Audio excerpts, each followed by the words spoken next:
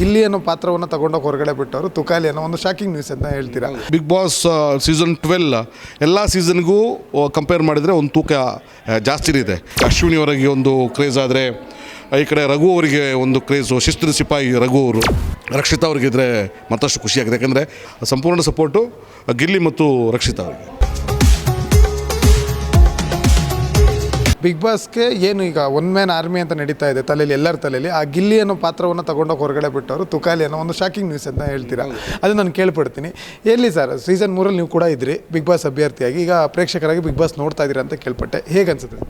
ಭಾಳ ಖುಷಿ ಇದೆ ನನಗೆ.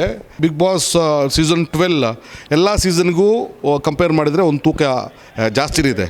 ಬೇರೆ ಬೇರೆ ವಿಚಾರಗಳಲ್ಲಿ ಇದು ಭಾಳಷ್ಟು ಹೆಸರಾಗಿತ್ತು, ಸೋಷಿಯಲ್ ಮೀಡಿಯಾದಲ್ಲಿ ಚರ್ಚೆ ಆಗಿತ್ತು, ಮೀಡಿಯಾದಲ್ಲಿ ಚರ್ಚೆ ಆಗಿತ್ತು. ಒಂದು ಸುದೀಪ್ ಸರ್ ಬಿಗ್ ಬಾಸನ್ನು ಹೋಸ್ಟ್ ಮಾಡ್ತಾ ಇಲ್ಲ, ಅವ್ರು ನಿರೂಪಣೆ ಮಾಡ್ತಾ ಇಲ್ಲ ಅನ್ನೋದು ಭಾಳ ನಿರಾಶೆಯನ್ನು ಮೂಡಿಸ್ತು.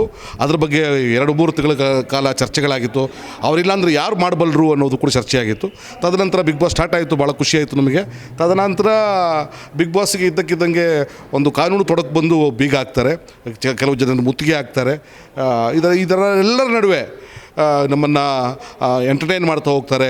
ಜನಮಾನಸದಲ್ಲಿ ಬಿಗ್ ಬಾಸ್ ಅಂದರೆ ಒಂಥರ ಕ್ರೇಜನ್ನು ಹುಟ್ಟುಹಾಕಿದೆ. ಎಲ್ಲ ಕಂಟೆಸ್ಟೆಂಟ್ಗಳು ಹೆಚ್ಚು ಕಮ್ಮಿ 24 ಜನ ಕಂಟೆಸ್ಟೆಂಟ್ಗಳು ಬಂದು ಹೋದರು. ಈಗ 6 ಜನ ಉಳ್ಕೊಂಡಿದ್ದಾರೆ. ಇವತ್ತು ಅದರ ಫಿನಾಲೆ ಇದೆ. ಎಲ್ಲ ಕಡೆ ಕ್ರೇಜ್ಗಳಿದೆ. ಈ ಕಡೆ ಅಶ್ವಿನಿ ಅವರಿಗೆ ಒಂದು ಕ್ರೇಜ್ ಆದರೆ ಈ ಕಡೆ ರಘು ಅವರಿಗೆ ಒಂದು ಕ್ರೇಜು, ಶಿಸ್ತಿನ ಸಿಪಾಯಿ ರಘು ಅವರು, ಹೋರಾಟಗಾರ್ತಿ ಅಲ್ಲೂ ಕೂಡ ಧ್ವನಿ ಎತ್ತಿದಂತಹ ಅಶ್ವಿನಿಯವರು, ಕಾಮಿಡಿ ಪಂಚ್ಗಳ ಮೂಲಕ ನಮಗೆ ಕಚಗೊಳಿ ಇಟ್ಟಂಥವರು ಗಿಲ್ಲಿಯವರು. ಅದಾದಮೇಲೆ ಎಲ್ರಿಗೂ ಸರ್ಪ್ರೈಸ್ ಎಲಿಮೆಂಟು ಚೋಟಾ ಪಟಾಕ ನಮ್ಮ ಕರಾವಳಿ ಹುಡುಗಿ ರಕ್ಷಿತಾ ಶೆಟ್ಟಿ ಒಂದು ಸರ್ಪ್ರೈಸ್ ಪ್ಯಾಕೇಜ್ ಇದ್ಕೊಂಡಿದೆ. ಯಾರು ಗೆದ್ರೂ ಖುಷಿನೇ ನನಗೆ.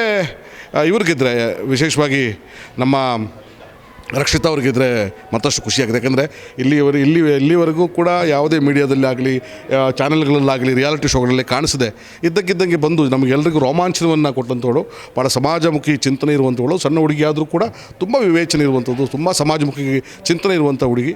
ಈ ಹುಡುಗಿ ಗೆದ್ದರೆ ಒಂದು ವ್ಯಕ್ತಿತ್ವ ಗೆದ್ದಂಗೆ ಅಂತ ನನಗೆ ಅನಿಸ್ತಾ ಇದೆ. ನನ್ನ ಸಂಪೂರ್ಣ ಸಪೋರ್ಟು ಗಿಲ್ಲಿ ಮತ್ತು ರಕ್ಷಿತಾ ಅವರಿಗೆ.